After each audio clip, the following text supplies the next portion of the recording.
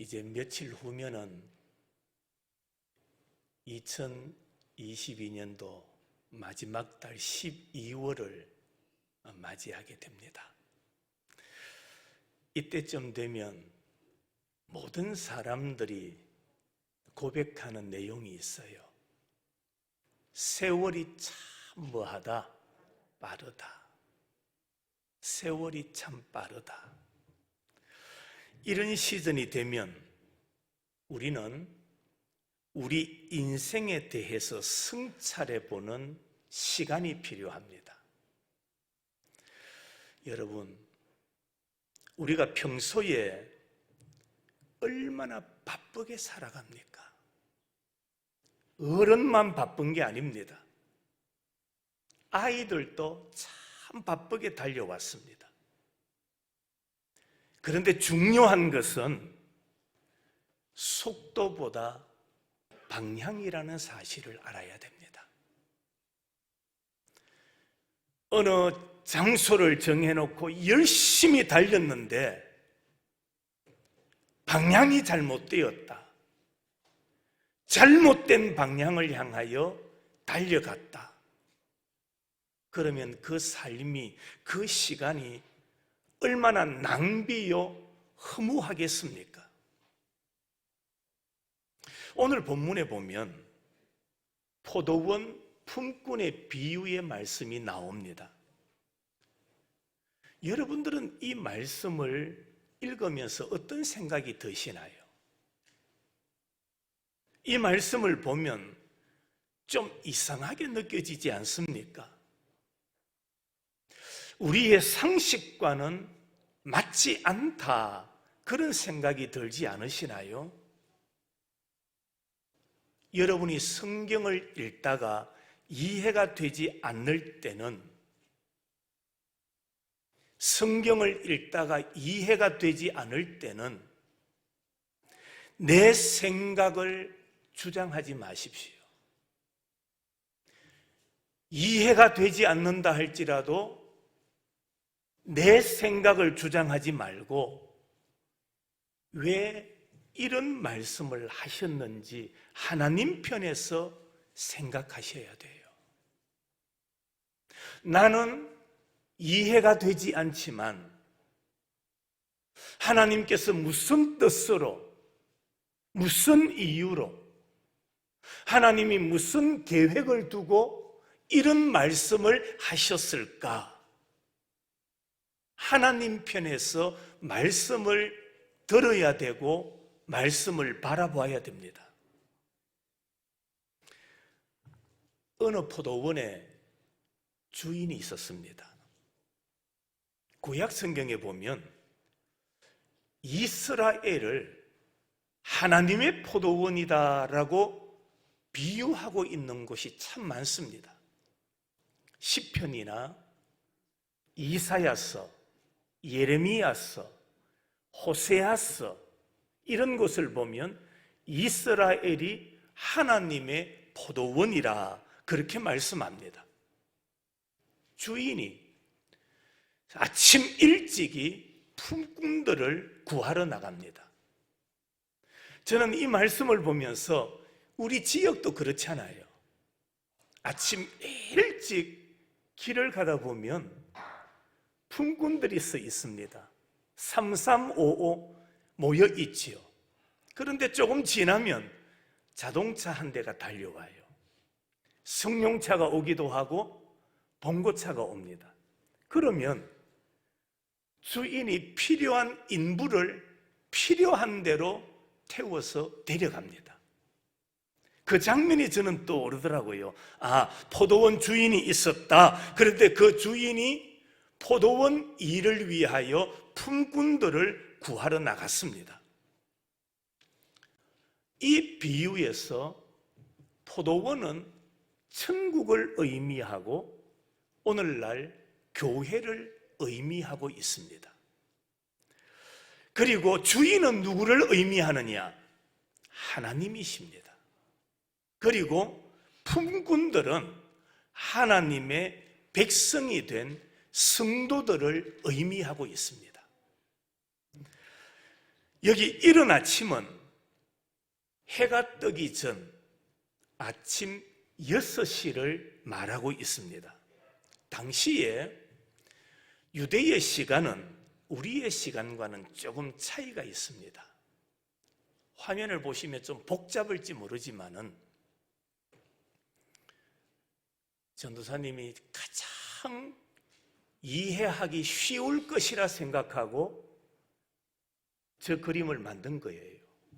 저는 저렇게 안 줬거든요.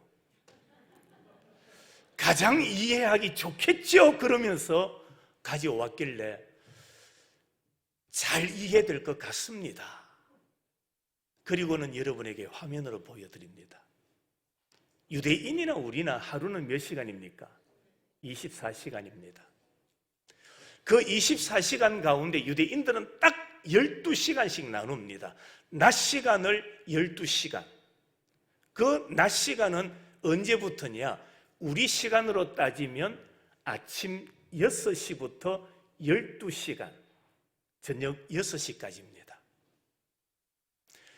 밤 시간은 어떻게 되느냐? 저녁 6시부터 아침 6시까지를 밤 시간으로 보고 있습니다. 유대인들은 이 밤 시간을 사경으로 보는 거예요. 일경은 우리 시간으로 말씀드립니다. 일경은 저녁 6시부터 9시, 이경은 12시까지, 삼경은 새벽 3시까지, 사경은 아침 새벽 6시까지로 구분을 합니다. 그래서 주인은 품꾼을 얻기 위하여 제0시, 우리 시간으로 언제입니까? 아침 6시에 길거리로 나갑니다. 주인은 품꾼들에게 하루 일당을 약속하지요. 오늘 하루 내 포도원에 들어와서 일하면은 품삯을 주겠는데 그 품삯이 얼마냐? 한 데나리온입니다. 한 데나리온을 주겠다 약속하고 품꾼들을 고용합니다. 한 데나리온, 당시 로마 화폐로 노동자의 하루 품삯입니다. 그런데 이 포도원 주인의 그 포도원이 무척 광대했던 것 같아요. 아침 6시에 데려갔던 품꾼으로서는 부족했던지 아침 9시, 제3시에 또 길거리로 주인이 나갑니다. 그런데 나갔더니 이때에도 일자리를 구하지 못해서 장터에서 뭐하고 있는 자들이 있었습니까? 놀고 있는 자들이 있습니다. 그래서 주인은 내가 너희에게 상당히 주리니 내 포도원에 들어와서 일하라고 말합니다. 여기에 보면은 하루 일당, 즉 하루는 한 데나리온인데 제3시 9시에 품꾼으로 데려오는 사람들에게는 상당히 주겠다. 이 말은 적당하게 주겠다. 그 표현입니다. 그리고 제9시 12시에 그리고 그 다음 몇 시입니까? 오후 3시죠. 이렇게 이 주인이 길거리에 나가서 품꾼들을 데려옵니다. 그런데 우리 상식으로는 이해가 되지 않는 게 일몰 1시간 전입니다. 그러면 몇 시겠습니까? 오후 5시가 되겠지요. 그때에도 길거리에 나갔더니 놀고서 있는 사람들이 있습니다. 그들도 내 포도원에 들어와서 일하라. 그래서 그들이 들어와서 일을 합니다. 아침에 들어온 사람은 시간상으로 몇 시간 일을 했습니까?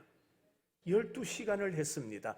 아침 6시부터 오후 6시까지니까 12시간을 일한 거예요.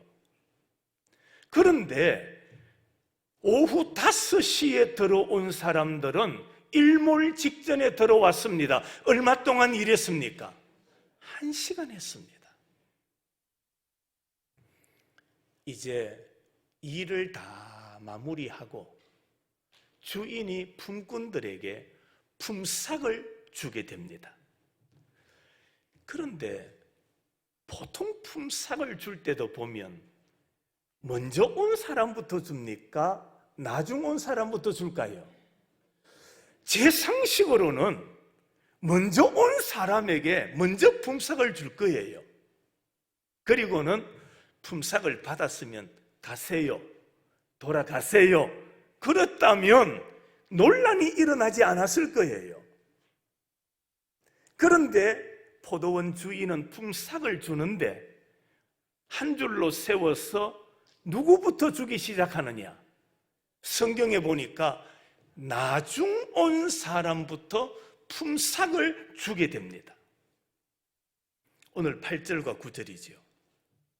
저물매 포도원 주인이 청지기에게 이르되 품꾼들을 불러 나중 온 자로부터 시작하여 먼저 온 자까지 삭을 주라 하니 제 11시에 온 자들이 와서 얼마를 받습니까?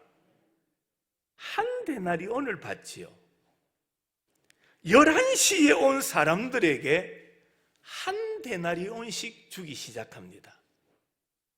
여기서 품꾼들이 받았던 데나리온은 뭘 상징하느냐? 구원을 상징하고 있습니다. 그리고 품꾼들에게 주었던 데나리온, 이것은 성경적 의미는 뭐냐? 노동의 대가가 아니었습니다. 노동의 대가가 아니라 은혜, 주님의 은혜였음을 우리들에게 보여주고 있습니다. 그러니까 구원은 오직 하나님의 은혜로 이루어진다라는 것을 우리들에게 말씀해 주고 싶었던 겁니다. 그렇습니다. 첫째로 구원은 오직, 한번 따라합시다. 구원은 오직 하나님의 무엇입니까? 은혜. 믿으십니까? 구원은 하나님의 은혜입니다. 제11시에 온 사람들이 포도원 주인으로부터 얼마씩 받기 시작합니까? 한 데나리온씩 받기 시작합니다. 여러분들이 다 생각하고 말씀을 한번 받아보세요. 나중 온 11시에 온 사람들이 한 데나리온씩 받고 있어요. 여러분들이 아침 6시에 들어가서 일한 품꾼이라고 한번 생각해 보세요. 어떤 생각이 들었을까요? 어떤 생각이 들까요? 기대심이 생길까요? 안 생길까요? 욕심이 생길까요? 안 생길까요? 대답해 보시라니까요. 저는 이 말씀을 보면서 나라도 그런 생각 들만 하겠구나. 나라도 1시간 일한 사람이 한 데나리온씩 받아요. 나는 12시간 일했으니까 12데나리온은 못 받더라도 한 데나리온보다는 더 받을 수 있겠지. 오늘 우리 주인이 인심 쓰는구나, 그런 생각이 들까요? 들지 않을까요? 분명히 품꾼들의 마음에 그런 생각이 들었을 겁니다. 그런데 웬걸 자기 차례가 되어서 품삯을 받는데 나중 온 사람들이 받는 한 데나리온과 똑같이 그들도 받게 됩니다.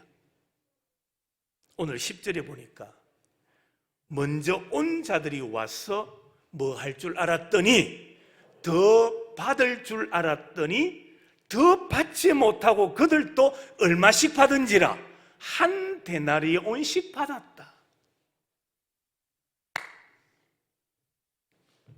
한미경 권사님, 권사님 같으면 기분이 어떻겠어요?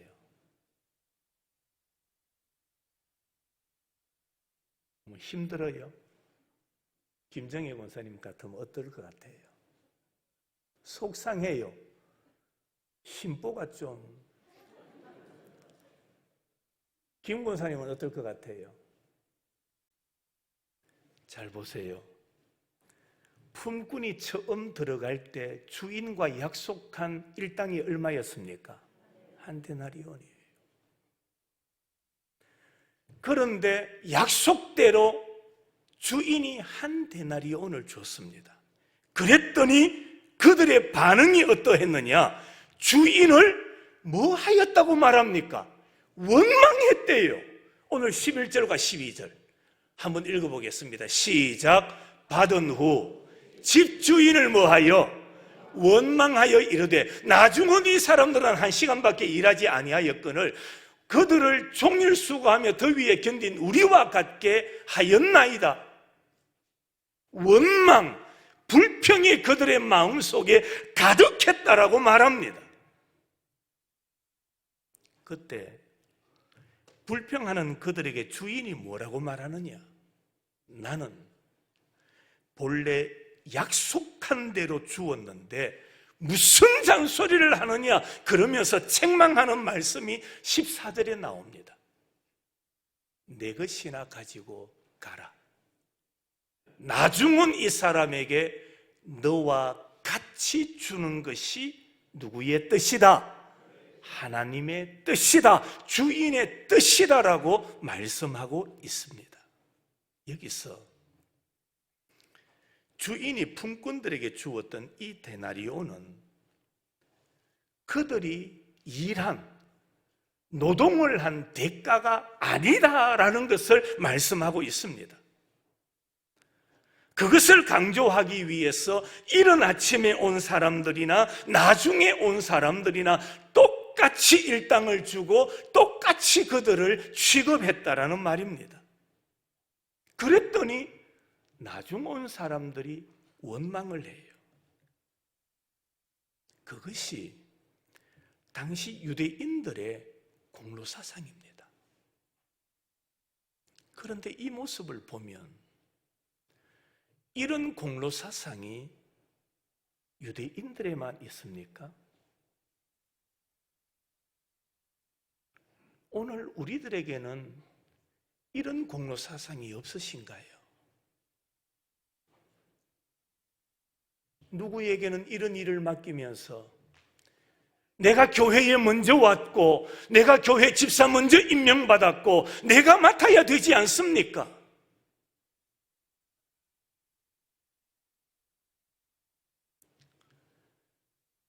어느 단체에서 총회를 가졌습니다. 수석 부회장이 회장이 됩니다. 이제 누군가가 수석 부회장이 되어야 그 다음 해에 회장직을 맡을 수가 있어요. 그런데 수석 부회장이 되고 싶은 욕심이 있었던 것 같아요. 다른 사람이 수석 부회장이 되었어요. 그랬더니 한 사람이 손을 들고 일어났습니다. 하는 말이 뭐냐? 회장님, 내가 이 회의에 들어온 지 30년이 되었습니다. 지금 수석 부회장이 된 사람과 저와 나이도 그렇고 회의에 가입한 연도도 그렇고 내가 이 회를 위해서 얼마나 많은 시간을 투자하고 노력했는지 아십니까? 그런데 나보다 왜 저 사람이 먼저 회장이 되어야 합니까? 원망을 쏟아놓기 시작했습니다. 성도 여러분, 유대인들의 이 공로사상이 유대인들에게만 있는 것이 아니고 오늘 우리들에게도 똑같이 이런 사상이 우리 마음을 채우고 있다는 말입니다. 이 공로사상이 내 안에 가득하니까 아무리 설교를 통해서 믿음이라야 됩니다. 믿음을 강조해도 자꾸만 인간적인 노력, 인간적인 조건, 인간적인 공로를 내세우고 있다는 말입니다.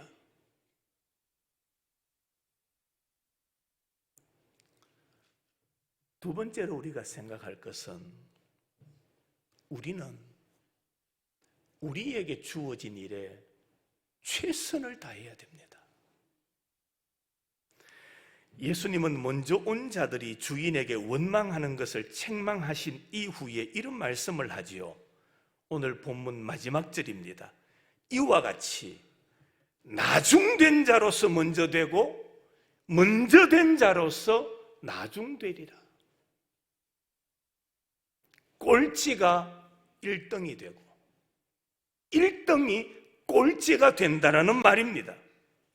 이 말씀은 구원이 아니라 상급을 염두에 두고 하시는 말씀입니다. 성도 여러분, 먼저 왔든지 나중 왔든지 믿음으로 구원받은 이후에는 주어진 시간 속에서 얼마나 최선을 다했는가가 중요한 겁니다. 그러니까 하나님 앞에서는 먼저 왔는 사람도 최선을 다해야 되고 나중에 왔던 사람들도 최선을 다해야 된다는 말입니다. 여러분은 어떻습니까? 여러분은 장차 하나님의 나라 천국에 들어가서 상급을 받을 수 있을까요?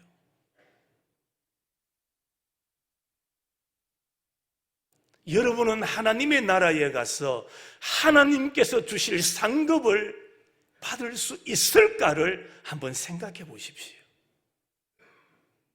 그렇기 때문에 우리는 속도보다 방향을 중요하게 여겨야 됩니다.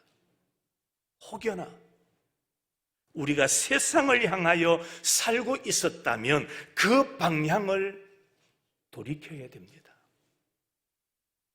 방향을 돌이켜야 우리는 영원한 하나님의 나라에 들어갈 수 있고 하나님께서 주시는 상급을 받을 수 있기 때문입니다. 세 번째로, 오늘 예배에 참석하신 여러분들은 오늘 본문에 나오는 품꾼들 중에 과연 여러분은 몇 시에 온 사람입니까?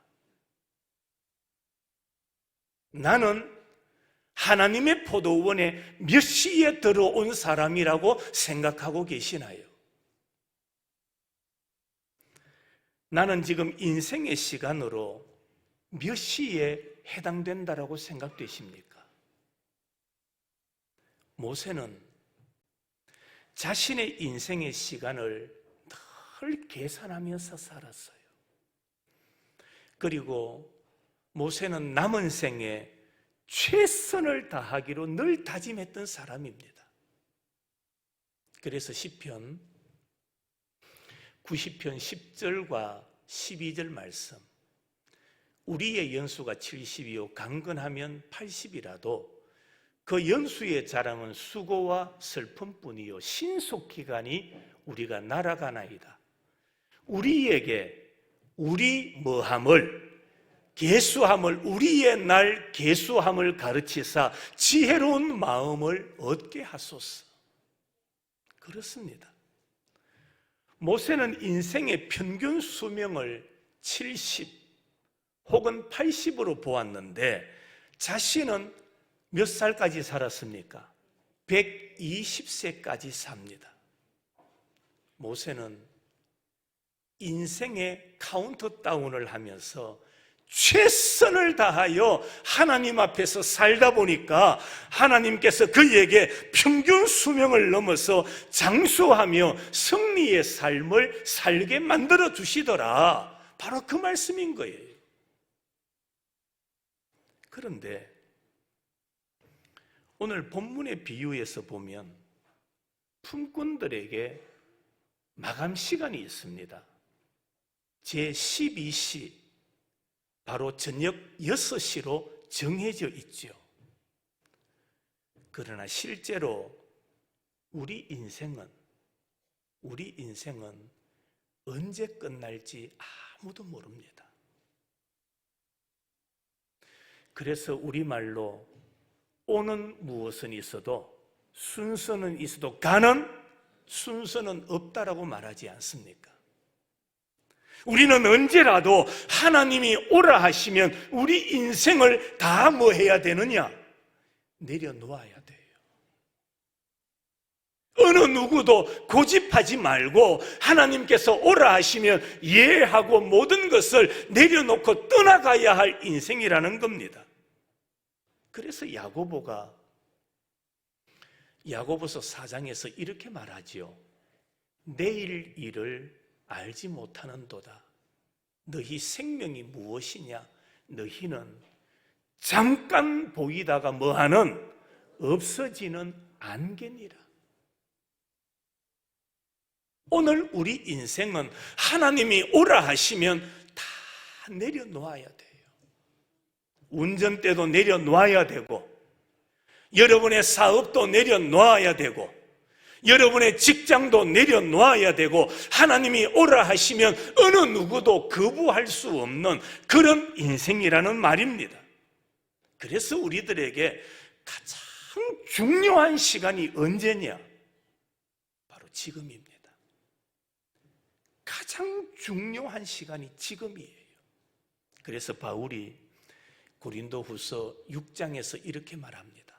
보라, 언제는, 지금은 뭐 할 때요? 은혜 받을 만한 때요.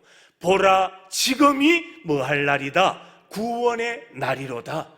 지금이 중요하다라는 말입니다. 주님을 사모하는 마음도 지금 가져야 됩니다. 하나님을 경외하는 마음도 지금 가져야 됩니다. 하나님을 높이는 것도 지금 해야 됩니다. 나중으로 미룰 수가 없는 겁니다. 어떤 이는 지금 예수 믿어야 되고, 지금 구원받아야 되고, 지금 예수님을 내 마음속에 영접해야 되는 거예요. 어느 분이 저에게 전화를 주셨습니다. 목사님, 급합니다. 저분이 언제 세상을 떠나실지 지금 모르겠는데 급합니다. 기도 한번 해주세요. 그래요, 저도 급하네요. 그래 찾아갔어요. 가서 기도해드렸어요. 아니, 제가 급한 게 아니고 들어보니까 저도 급함을 느끼는 거예요. 지금이 중요한 거예요. 지금 은혜 받아야 되고, 지금 새로워져야 되고, 지금 변화의 역사가 일어나야 한다라는 말입니다. 예수님께서 십자가에 못 박히실 때 한편 강도가 회개하고 구원을 받습니다. 누가복음 23장에 예수여, 당신의 나라에 임하실 때에 나를 기억하소서 하니, 예수께서 이르시되 내가 진실로 너희에게 이르노니 내가 언제 오늘 나와 함께 어디에 있으리라? 천국에 있으리라고 말씀하셨습니다. 혹여나 내가 구원받았음을 확신하십니까? 내가 구원받았음을 확실한다면 이제는 남은 생에 최선을 다하여 하나님의 뜻대로 살아가시기를 축복합니다. 나는 구원받은 자이니 하나님의 뜻대로 살아야 되는 겁니다. 그래서 바울은 빌립보서 3장 말씀을 통해서 이렇게 말합니다. 표대를 향하여 그리스도 예수 안에서 하나님이 위에서 부르신 부름의 상을 위하여 뭐한다? 달려가노라고 고백했던 겁니다. 말씀을 마무리합니다. 성도 여러분, 여러분은 품꾼의 비유 가운데 몇 시에 포도원에 들어오신 분입니까? 제 11시에 들어와도 얼마든지 구원받을 수 있고 상급을 받을 수 있습니다. 그렇다면 이런 시간에 나오신 분이라면 훨씬 유리하지요. 일터가 없어서, 일할 자리가 없어서 염려하고 걱정하지 않고 얼마든지 편안하게 그 포도원에서 일할 수 있기 때문인 겁니다.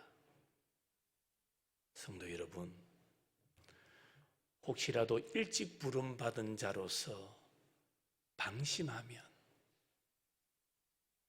일찍 하나님께로부터 부름받은 자로서 방심하면 늦게 온 사람들에게 뒤처질 수 있음을 잊지 마십시오.